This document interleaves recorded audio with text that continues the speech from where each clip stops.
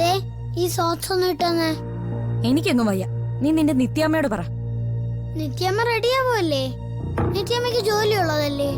ജ്യോതിയല്ലേ ഇവിടെ വെറുതെ ഇരിക്കുന്നേ? ദേ മര്യാദ കിട്ടുന്നോ? എടാ കാല് താത്തടാ.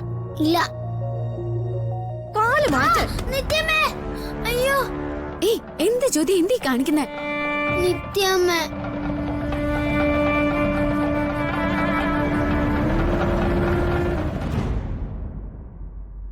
ഈ ജ്യോതി എപ്പോഴും എന്നോട് ഇങ്ങനെയാ. നിത്യാമ്മ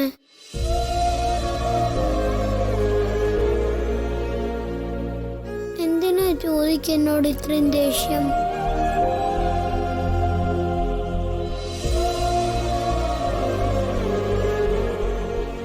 അതെ, ഇഷ്ടം കൂടുതലുള്ളതുകൊണ്ട്. ഇഷ്ടം കൂടുതലുള്ളവരാ കൂടുതലായിട്ട് ദേഷ്യം കാണിക്കാം.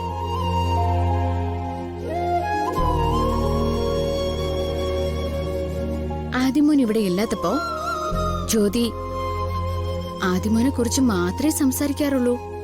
കേട്ടോ?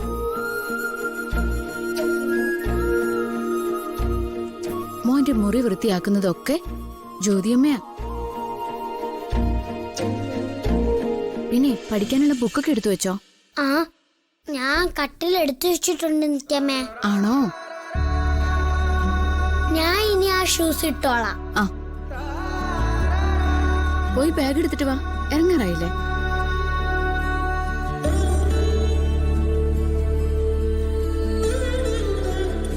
ജ്യോതി, നീ കാണിക്കുന്നതൊക്കെ ശരിയാണോ?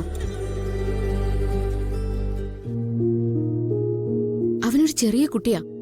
അവന്റെ മനസ്സിന് മുറിവേറ്റ എത്ര കാലം കഴിയാതെ മാറാനെന്നറിയോ?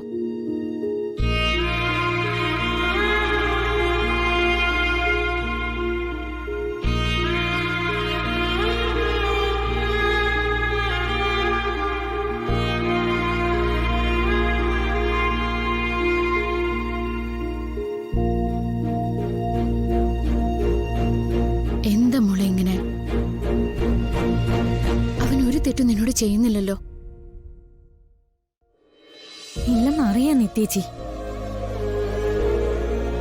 പക്ഷേ അവനെ കാണുമ്പോഴും അവൻ അടുത്ത് വരുമ്പോഴും ഒക്കെ എന്റെ ജീവിതത്തിലെ ആ വെറുക്കപ്പെട്ട നിമിഷം ഞാൻ ഓർത്തു പോകും.